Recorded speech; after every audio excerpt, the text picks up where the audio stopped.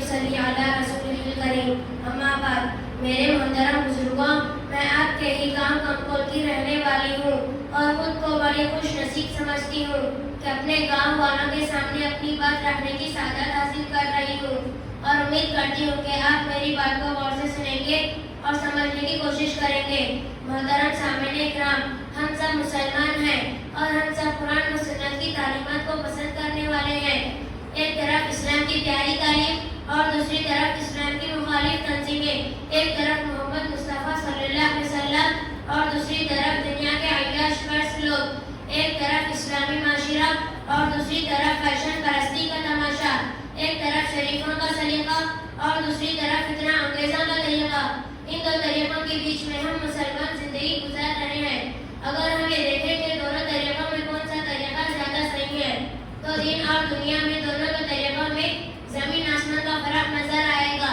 روزانہ کے تجربے سے یہ بات کھل کر سامنے آ رہی ہے کہ دنیا کے طریقوں میں سوائے دکھاوے کے اور کچھ بھی نہیں ہے، اور ان طریقوں میں لوگ اتنا مگن ہیں کہ اسی میں اپنے آپ کو لگا رہے ہیں، اور کئی نئے نئے طریقے بھی دیکھنے کو مل رہے ہیں، اور اس بیکار کام کو دنیا والوں نے فیشن کا نام دیا ہے۔ یہ تو دنیا کا نقشہ ہے، اب دین کا نقشہ بھی سماعت فرمائیں۔ اسلام میں الحمدللہ ہم مسلمانوں کو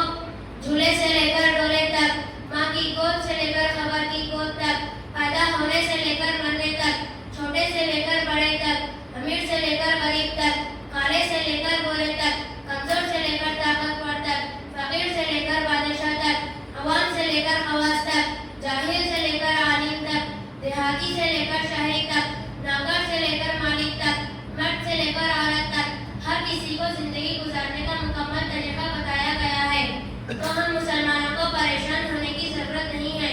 کیونکہ ہم مسلمانوں کے لیے اللہ تعالیٰ نے حضرت محمد مصطفیٰ صلی اللہ علیہ وسلم کے ذریعے زندگی گزارنے کا بہترین طریقہ سمجھایا ہے، جو ہمیں قرآن اور احادیث میں دیکھنے کو مل رہے ہیں۔ مسلمانوں فخر کرو اس بات پر کہ اللہ نے ہمیں لاوارث نہیں چھوڑا ہے، ہمیں سارے طریقے سمجھائے ہیں، اور حضرت محمد صلی اللہ علیہ وسلم سے بہتر طریقہ کس کا ہو سکتا ہے۔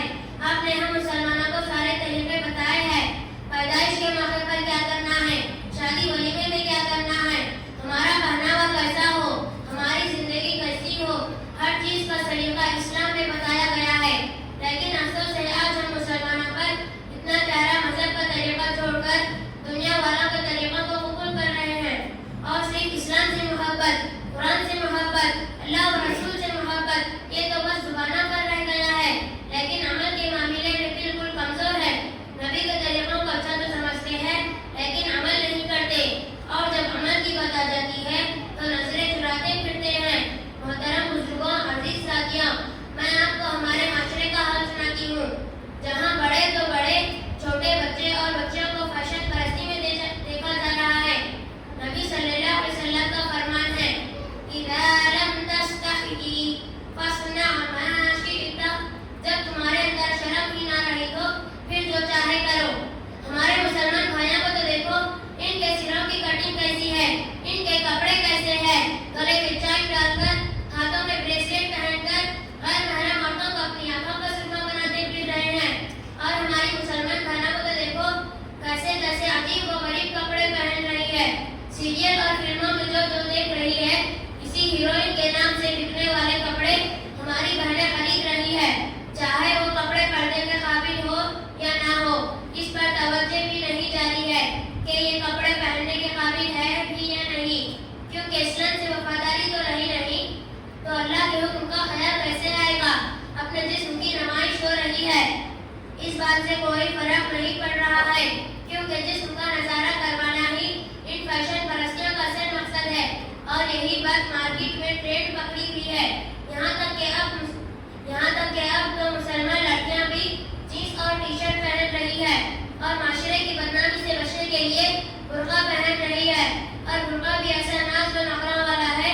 کہ اس کے اوپر اور ایک برقعے کی ضرورت ہے، اور پھر برقعے میں بھی اب فیشن چل پڑا ہے، اور برقعے کے الگ الگ نام بھی رکھے گئے ہیں، اور پھر ان برقعوں پر باضابطہ ڈیزائن لگنے لگے ہیں۔ ہائے ہائے ہماری کمبختی، جس مذہب نے ہمیں حفاظت